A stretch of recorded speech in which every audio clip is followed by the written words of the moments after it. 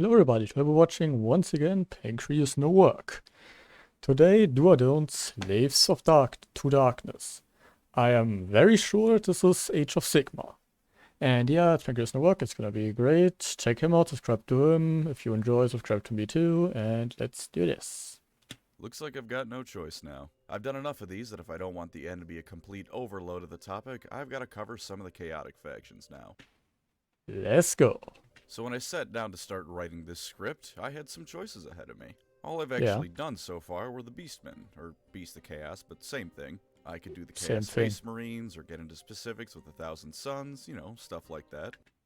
I really like the aesthetic of the Thousand Suns. Plenty of choices there. Or one of the Chaos Gods themselves. They've each got the ability to be a proper army, and in 40k Yeah, it's just Chaos Demon soup, so I could talk about it all at once and get it out of the way. Then I thought, how about I talk about the original heavy metal evil warriors who wear a pickup truck worth of armor on their bodies with enough spikes to cut through space and time itself. That's right, ladies and gentlemen, get ready to go old school. Because though this is an Age of Sigmar army, it has a pedigree stretching all the way back to the earliest days of Warhammer itself. I just assume it's that Slaves of Darkness are the same thing as Warriors of Chaos. I didn't know that because my knowledge of Age of Sigmar is relatively limited. I know quite a lot of about fantasy, but not a lot about Age of Sigmar. Speaking is hard. Where it was only the bad guys who had power armor, where the grim darkness of the far future had yet to truly establish what a Primarch really was. Today we cover the Slaves to Darkness, the Let's go. OG servants of the Dark Gods. Those of you who only know of the Chaos Space Marines would do well to listen closely, because maybe instead of just getting Master Chief with daddy issues, you'll learn what an evil warrior really looks like. The Slaves Like of this. Darkness trace their roots back to Warhammer fantasy with the Warriors of Chaos, and at their core, they've remained largely unchanged, at least when it comes to the broad strokes of the army. They're all big, burly Okay. fellows in power armor that wish to tear down all that is good in the name of their... Well, it's not power armor, is it? It's just armor. Really thick armor, but still just armor. And this is one of the most kick-ass Warhammer art pieces out there. Dark Gods. When it comes to Chaos Worshippers, they're kind of the vanilla ice cream. But to be clear, Yeah. by that I don't mean they're boring and average. What I mean No, by they're that not. They are actually really interesting. is that the Slaves to Darkness are the golden standard by which every other Chaos Worshipper is judged by. Spiky armor of evil, worships a pantheon of evil gods that they perform evil sacrifices to, and wants nothing Yeah. more than to ransack all of reality because they're evil. After you Pretty evil. That's how I like it. hit all those criteria, you can start getting into the specifics, but you need all three ingredients to even be considered by the evil Chaos Gods. Did I mention they're evil? Because Yes. they're evil. And in the Age of Sigmar, they're still going strong. Still big, burly fellas in power armor worshipping the Dark Gods. It's a shame they aren't Vikings anymore, since Norska no longer exists. Aww. Well, they still look kick-ass here, so I'm fine. Much like the rest of the old world. But they still carry that same cursed armor around to make sure they look their best while they beat orphans to death. It's nice to see that Beautiful. the more things change, the more they stay the same. But unlike in the old world, they have something that makes them stand out even more as an army to Ooh. take. They won. Twice, actually. There's, of course, the fact their Well, yes, they did win in fantasy. The second time I don't know about. predecessors blew up the goddamn world, but also early in the Age of Sigmar, it was an almost uncontested chaos victory. Initially, Okay. there was nothing chaotic. Everything was Yeah. okay, and even when the Gods of Order started bickering, things were still pretty good by Warhammer standards. Then things started creeping in. The Beastmen were ever present, though not in enough numbers to do more than annoy people, as always. The Skaven were Oh. invading, and while their invasions were handily repulsed, once they show up, it is a sign your Yeah, they're not going. universe They're not is going utterly anywhere. fucked. And then, after some more miscellaneous stuff that I don't find terribly worth going into the specifics of, did Chaos make its grand appearance. The mortal realms came under siege as the Age of Chaos began, with billions dying and reality itself beginning to buckle under the strain of the conflict and chaotic incursions. Well, The various shit. Gods of Order were, for the most part, either defeated in short order or at least kept occupied enough in their own realms that they couldn't push Chaos out. And when Archaon, the Ever-Chosen, made his grand reappearance, I fucking love Arcane. He's so goddamn the badass. mortal realms were officially stuck in Schitt's Creek with nary a paddle to be seen. The only god that wasn't clowned on in some way or another It's probably Sigmar. by Archaon and the forces of chaos was Malekith. Even mighty Fuck.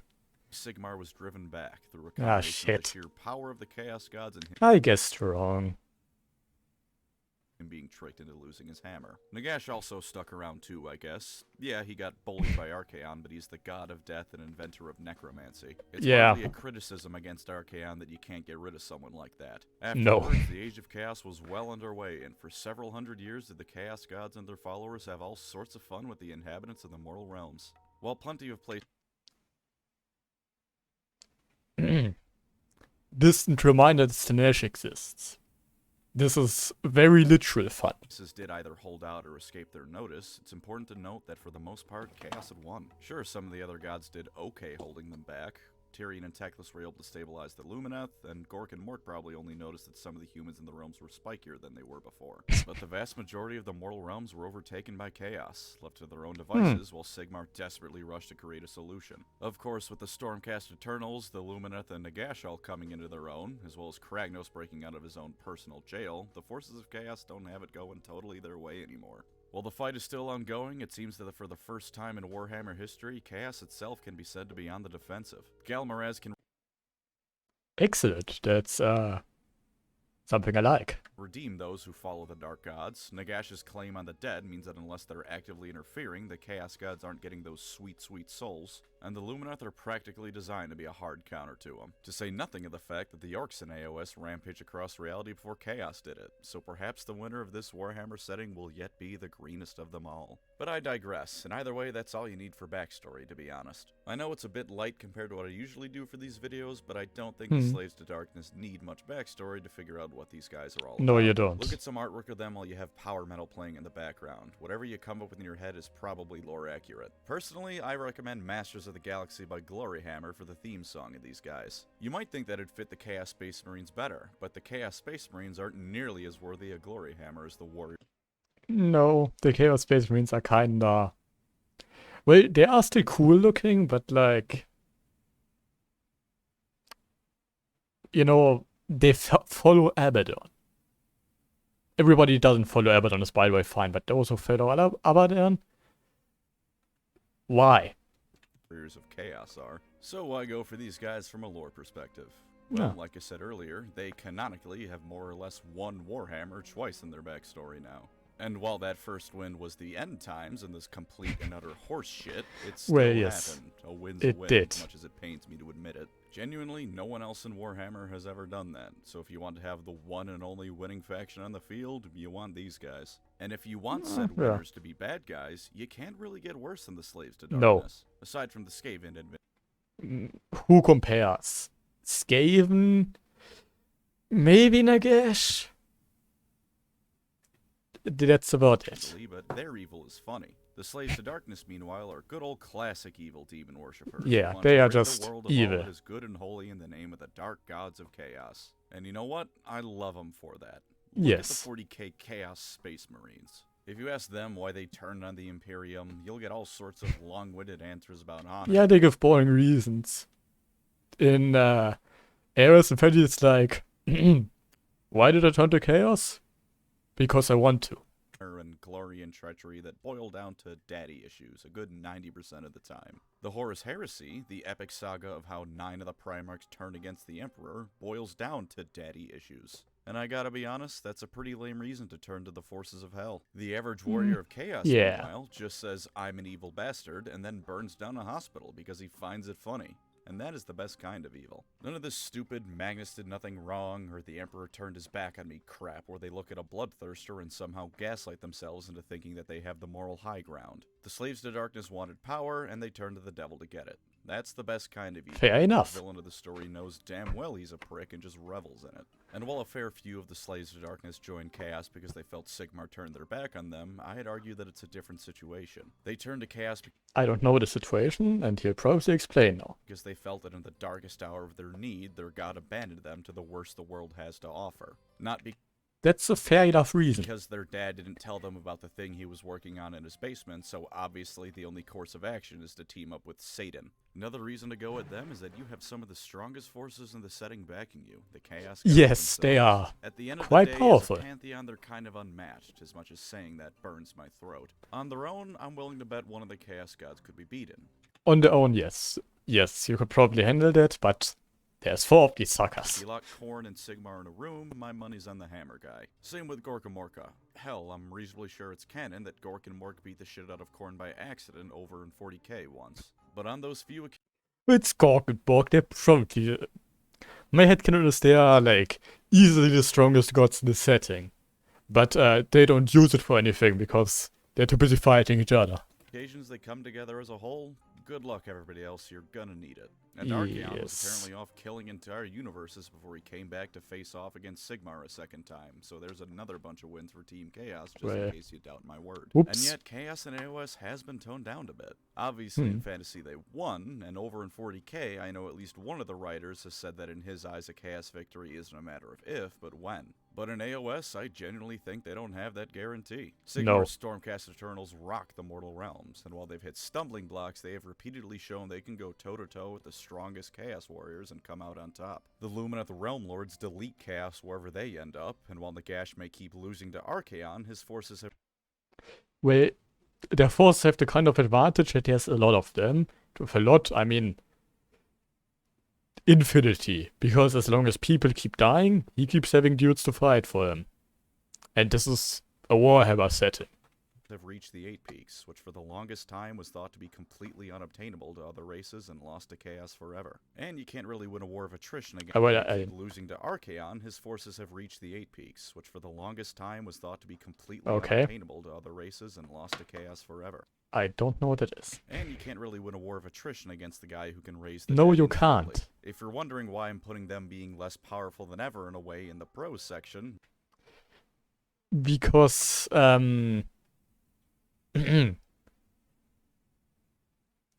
okay, actually, I'm gonna give my own explanation here. Because, in Warhammer 40k, Chaos is displayed as this big threat. They're gonna end the galaxy, their victory is inevitable. And they have, like, one success every century.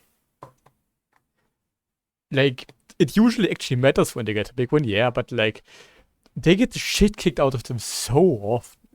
It's simple. Nobody likes a Mary Sue. People hated And the that too. End Times not only because the setting, well, ended, but because Chaos was portrayed as so overwhelmingly powerful in a way that they never were before. Taking cities that were previously unconquerable off-screen, only ever drawing in duels at worst with other factions' premier characters. And of course over in 40k, it's never not Chaos who's behind the grand evil plan.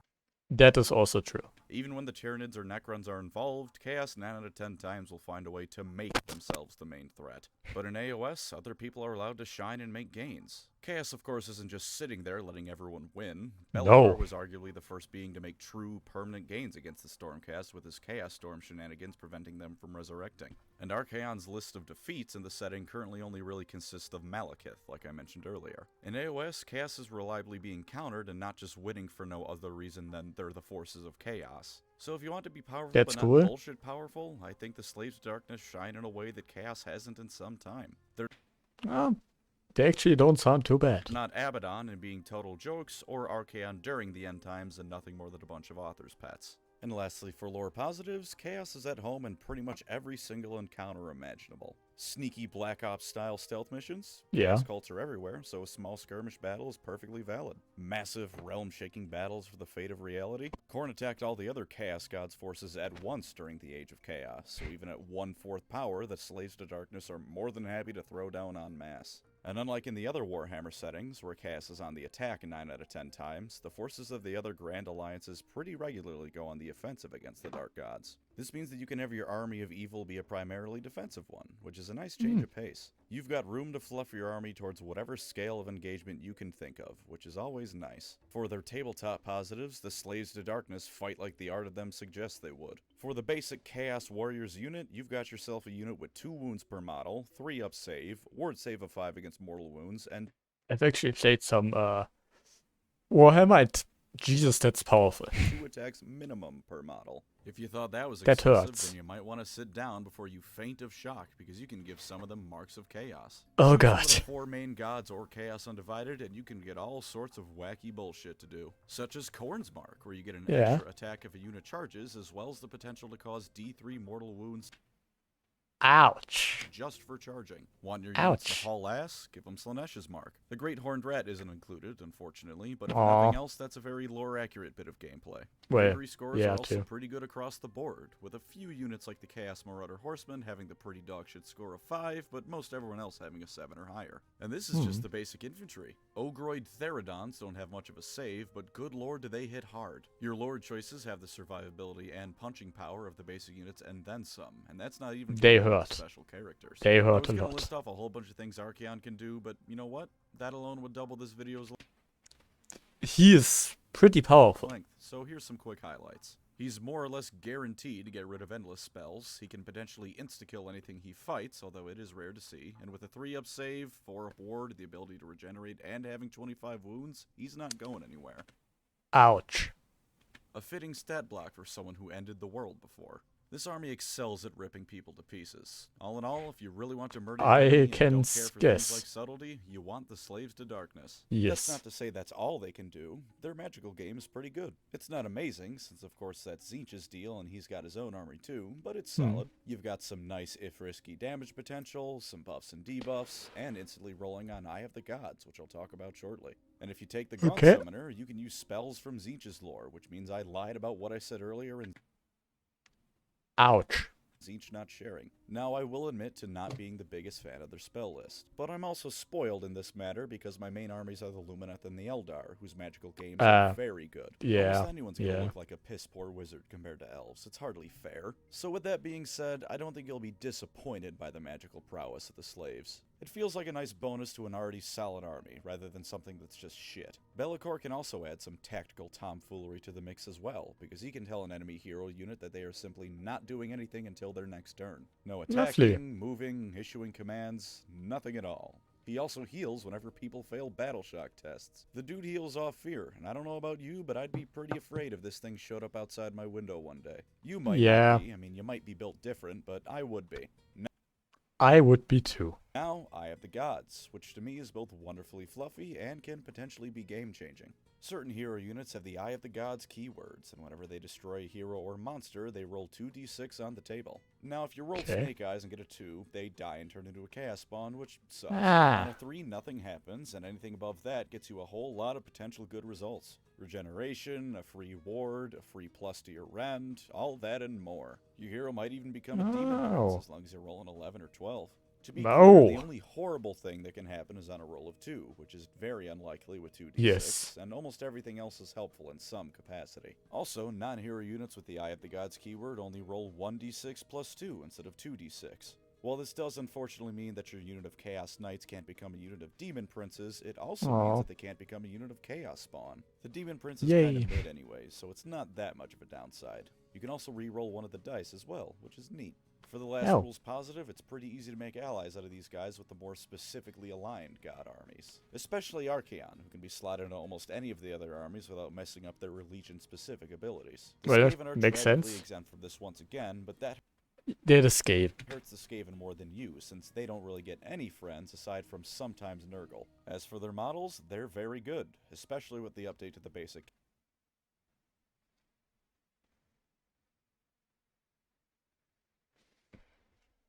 Chaos Warriors. I don't think the old ones looked bad, but they were way too static. I don't usually mind monopose models, but these guys weren't exactly blowing people away with their variety. They With weren't. their update, they are looking sexy. Be'lakor They and are. Archaon are some stunning centerpiece models, and all around this army is just a joy to They are look looking at. really They good. don't even take too much skill to paint halfway decently, since they're all bulky dudes and bulky metal armor. Some black, some red, you got it. And unlike their chaotic Space Marine counterparts, they avoid the pitfall of everyone looking exactly the same with their Warcry units they can take. Aside from giving you even more ways to play, these units look different from everything else you might be fielding while still maintaining the theme of chaos. And lastly, real-world prices. While certainly not the cheapest army to collect, they're also definitely not the most expensive. You know it's Warhammer when not that expensive. I'm sure you can guess the reason for this that balances it out, but nevertheless you can collect a solid Slaves of Darkness army for relatively cheaply by GW standards. Yeah. And real-world cheap is usually better than in-game cheap. The Horde army of your dreams sounds cool until you're paying out your mortgage for it. But before we get to the other side of that coin, on to lore negatives. To start Let's with go. the no shit reason, if you don't want bad guys, you don't want the slaves to darkness. Obviously. Moving on now.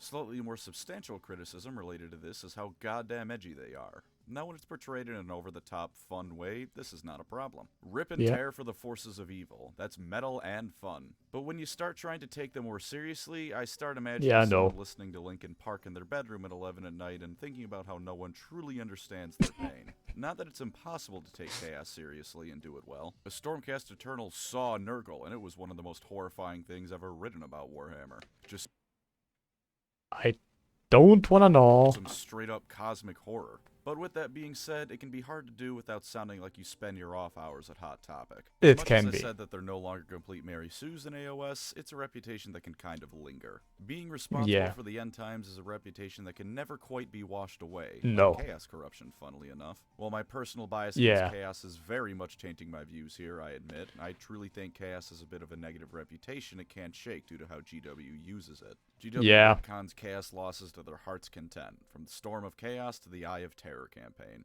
Did you know that in the original 13th Black Crusade, Chaos won by the smallest margins of possible, and the Craft World Eldar actually managed to completely secure the Webway and several Crone worlds in the Eye of Terror? Well, isn't that curious? That sure is different than the current end result of the 13th Black Crusade, where the Eye of Terror is now the galactic crotch rash of terror. Guess the Eldar player should have done worse. Maybe GW would have let the rest of the events stick since they seem to be allergic to the Eldar getting a win. So yeah, while they're better in AOS, the knowledge that GW can and will use your faction to push whatever stupid crap they want to happen is always going to linger over your head. Yeah. Even if you don't mind that, I'm willing to bet other people will. Also, They will. No, I'm not apologizing for complaining about how the Eldar are treated in an Age of Sigmar video. For another actual in-universe lore negative, the people backing you are the evil gods of chaos.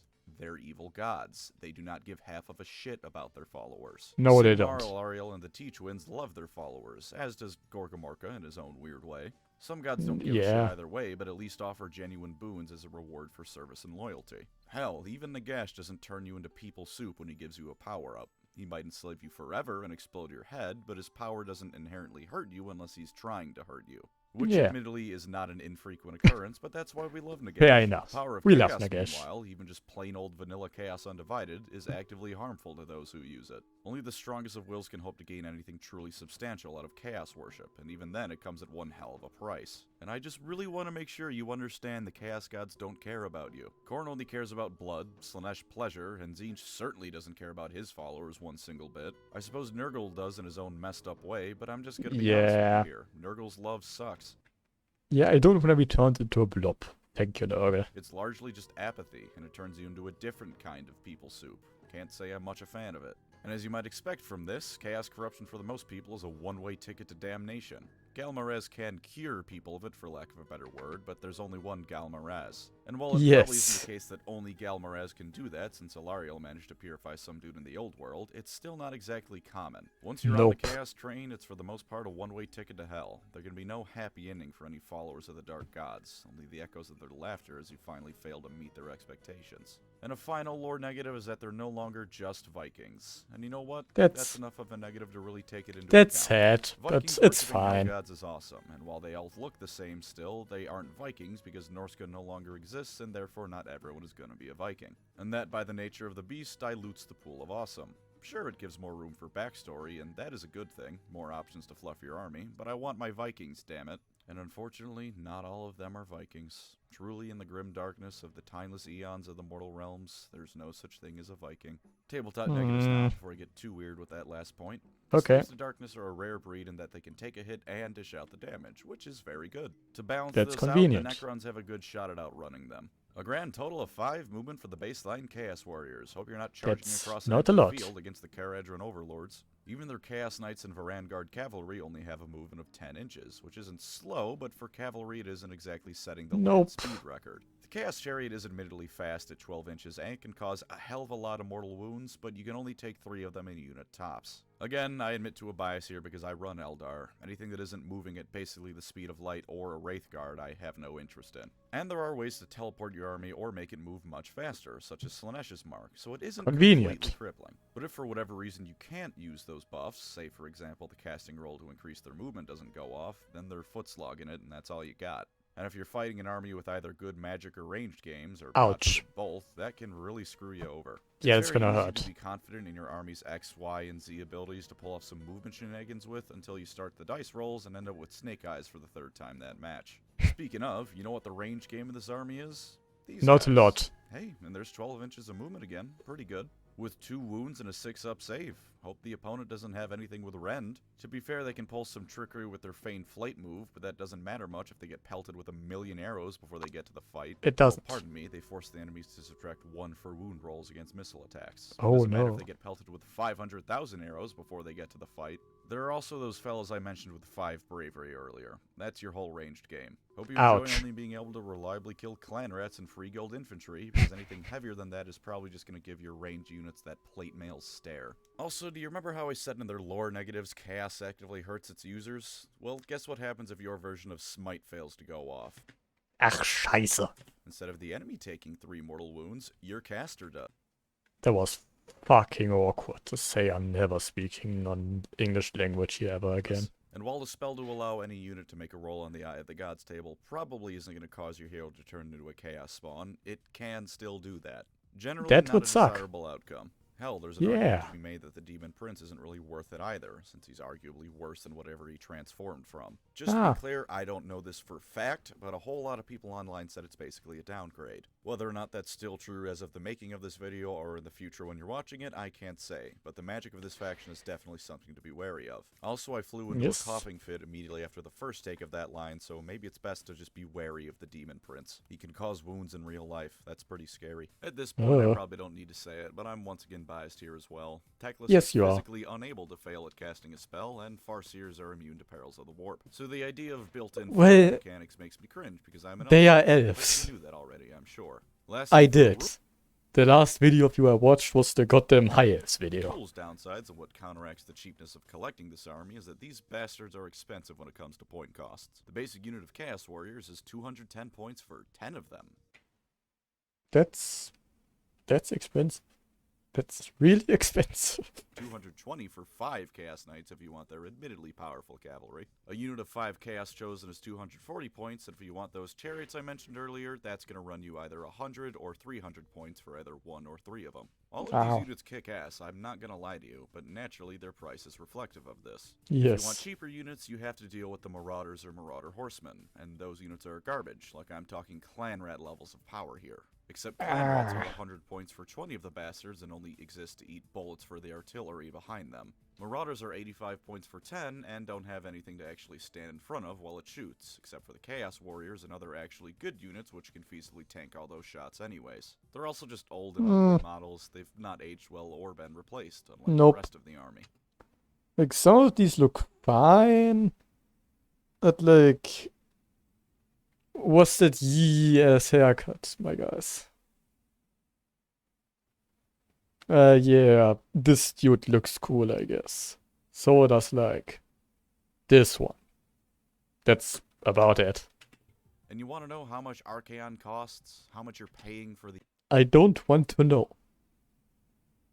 860. the Ender of Realities, the Scourge of the Gods, and Wielder of the Slayer of Kings? Yeah, you're paying out of your ass for So him. in smaller games, he's simply not part of the equation, and in No. larger games, he's what your list is built around. There's more expensive units in the game, sure, like Nagash, but that's hardly cheap. Don't get me wrong, I would say he's almost certainly worth the cost of playing him if you know how to use him. The solutions for dealing with him are either have Gotrek in your army, have a ton of artillery in your army, or hope the other guy mismanages how he uses them. But you're going to be feeling those point costs, especially if the enemy manages to take down your other forces even if they can't handle the big A. He can only be in one place at a time after all, Yes. and it doesn't matter if he handily captures one objective if the enemy gets all the other ones. Also, he's $185 US, which, to be fair, half your army isn't bad. Good luck explaining that